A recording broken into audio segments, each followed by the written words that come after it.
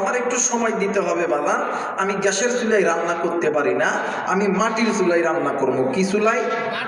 মাটির চুলায় রান্না করতে গেলে একটু সময় দিতে হবে, কারণ মাটির চুলায় যারা রান্না করে দেখবেন প্রাথমিক অবস্থায় এই চুলাটা আগে পানি দিয়া ভালো কইরা, লোতা দিয়ে ভালো কইরা একটু পরিষ্কার করে লইতে হয়, এরপর আগুন জ্বালাইতে হয়, এরপরে ভাত তরকারি উঠাইতে হয়। তো বাবা আমার একটু সময় দিতে রাজি আছেন আপনারা? বলেন ইনশা। আর একবার বলেন ইনশা। যে কথা বলতেছিলাম, মা আর বাবা, এই সন্তান, মা বাবা আর সন্তানের ভিতরে এই ভালোবাসা মোহাব্বত সৃষ্টি করছেন কে? আর একবার বলেন কে? এই মায়া কইরা গুনাহ যদি থেকে থাকে, গুনাহ যদি না থাকে আল্লাহকে ডাকার দরকার নেই। গুনাহ যদি থেকে থাকে মায়া কইরা একটা বার ডাক দেন না, বলেন না আল্লাহ। এই মা আর বাবা কোনোদিন যেমন সহ্য করতে পারে না সন্তানকে কেউ মেরেছে, কেউ লাঠি দিছে, কেউ আগুনের মধ্যে নিক্ষেপ করেছে, সন্তান কোনোদিন মা বাবাকে মারা, গালি দেওয়া কোনোদিন সহ্য করতে পারে না। আল্লাহ বলেন, এই সন্তান, এই মা, এই বাবা, তোমার এই মা বাবা সন্তানের মধ্যে যে এক ভালোবাসা, এই ভালোবাসাটা তৈরি করছি আমি আল্লাহ। এই বান্দা বান্দি, তোমাদের নারী এবং পুরুষের দুজনার হালাল মোহাব্বতের মাঝখানে এক ফোঁটা নাপাক পানি দ্বারা তৈরি করেছি আমি আল্লাহ।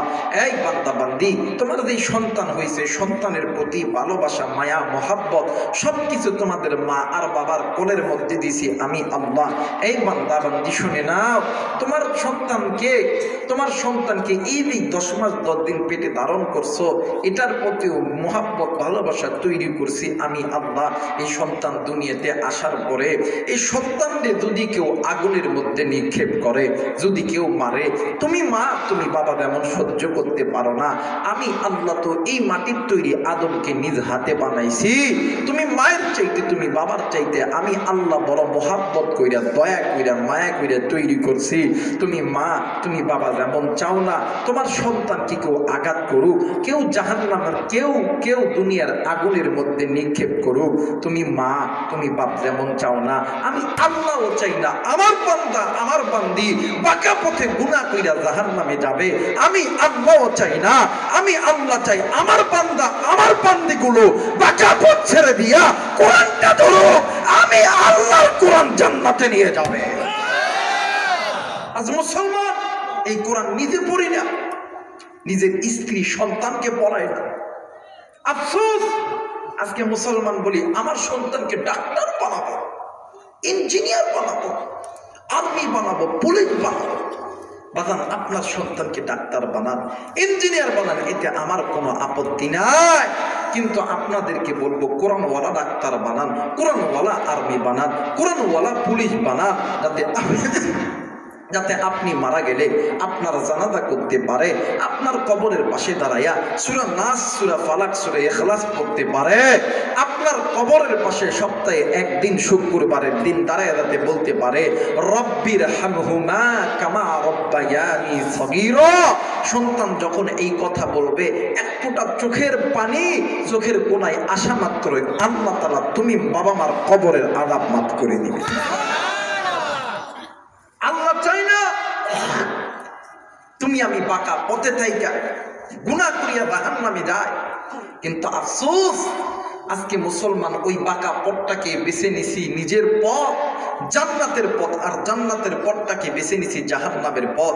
এখন বলতে পারেন হুজুর এতক্ষণ ধরে বললেন বাঁকা পথ কোন পথ? ওলামা হযরত এই জায়গায় আছে, বাঁকা পথ ওই পথ যেই বান্দা বান্দি আল্লাহর কোরআন থেকে দূরে আছে। বাঁকা পথ ওই পথ যে বান্দা বান্দি আল্লাহর ঘর মসজিদ থেকে দূরে আছে। বাঁকা পথ ওই পথ যে বান্দা বান্দি, যেই নারীগুলো বেপরদায় চলাফেরা করে। বাঁকা পথ ওই পথ যেই নারী পুরুষগুলো পিতামাতার সঙ্গে নাফরমানি করে। বাঁকা পথ ওই পথ যেই নারী পুরুষগুলো সুদের সঙ্গে, ঘুষের সঙ্গে লিপ্ত আছে। বাঁকা পথ ওই পথ যেই মা, যেই ভাই, যেই বোনগুলো হাতের গুনাহ, চোখের গুনাহ, কানের গুনাহ, নফসের গুনাহ করে। এই পথগুলো তোমাদেরকে আল্লাহর জাহান্নামে নিয়ে যাবে। একমাত্র আল্লাহর কোরআন তোমাদেরকে, আমাদেরকে আল্লাহর জান্নাতে নিয়ে যাবে। জোরে বলেন না আল্লাহু আকবার। এই কোরআনের দাম আছে না নাই? জোরে বলেন আছে না নাই? তাহলে আল্লাহ যে বড় এইটা আরবিতে আল্লাহু আকবার উচ্চ কণ্ঠে উচ্চ আওয়াজে বলতে পারবেন ইনশাআল্লাহ। যারা বলেন ইনশাআল্লাহ, বলেন তো আল্লাহু আকবার। আরেকবার বলেন আল্লাহু আকবার।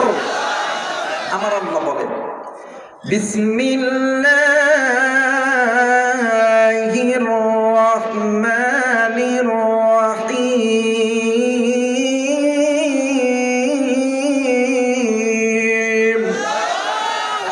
কোরআন ভালো লাগে না? খারাপ লাগে না? ওলামা হযরত এই জায়গায় আছে, আমি মুসলমানের বাচ্চা, কোরআন আমার হাতে আছে, এই কোরআন তিলাওয়াত যে মুসলমানের বাচ্চার কাছে ভালো লাগতেছে, আল্লাহ আপনাকে জান্নাতের পথে কবুল করতেছে। আর যে মুসলমানের বাচ্চার কাছে আল্লাহর কোরআন ভালো লাগে না, আল্লাহর জাহান্নামের পথে কবুল করতেছে। যাই দেখো না বাজারে কত মুসলমানের বাচ্চাগুলো আজ গুনাহের পথে ঘুরতেছে। নবীর যুগে নবী যখন সাহাবীরা যখন কোরআন তেলাওয়াত করত, মুসলমান নারী পুরুষ এসে এক জায়গায় বৈশা কোরআন শুনতো। আজ কোরআনের মজমা হয় আর মুসলমানের সন্তান হইয়া ওই জাহান্নামের পথে ঘোরাঘুরি করে। বিসমিল্লাহির রহমানির রহিম।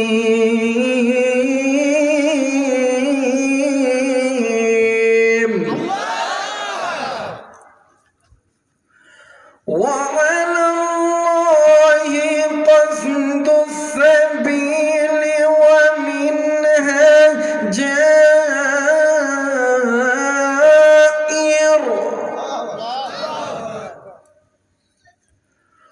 ولو شاء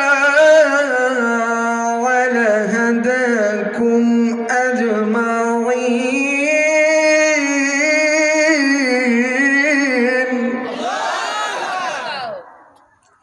মুসলমান ভাইরা আমার বন্ধুগণ, আল্লাহ রাব্বুল আলামিন ডাক দিয়ে বললেন, পৃথিবীর মানুষ, আমি আল্লাহ রাব্বুল আলামিন তোমাদেরকে বড় দয়া কইরা বড় মায়া কইরা আমি আল্লাহ রাব্বুল আলামিন তৈরি করছি। রে কুষ্টিয়ার বাবাজিরা, কলিজার টুকরা যুবক ভাইরা, কলিজার টুকরা মুরব্বীরা, একটু আওয়াজ করে বলেন তো দেখি, আপনাকে আমাকে যিনি সৃষ্টি করছেন তিনি কে? আরেকবার বলেন তিনি কে? আমার আল্লাহ রহমান খলাকুল ইনসান, তিনি আপনাকে আমাকে দয়া কইরা মায়া কইরা সৃষ্টি করছে। আপনি আমি ইনসান। আল্লাহ মাহবুব ভাইয়ার এই তো বাগান, আপনি আমি যে কথা বলতেছি, কথা বলার যোগ্যতা শক্তি দিছে আমার আল্লাহ। আল্লাহ রাব্বুল আলামিন ডাক দিয়ে বললেন, পৃথিবীর মানুষ, আমি আল্লাহ রাব্বুল আলামিন বলে দিলাম, আলাম নাজআল লাহু আইনাইন ওয়া লিসানান ওয়া শাফাতাইন। বান্দারে, তোমার সুন্দর চোখ, সুন্দর নাক, সুন্দর কান, সুন্দর জবান সব কিছু দিছি আমি আল্লাহ।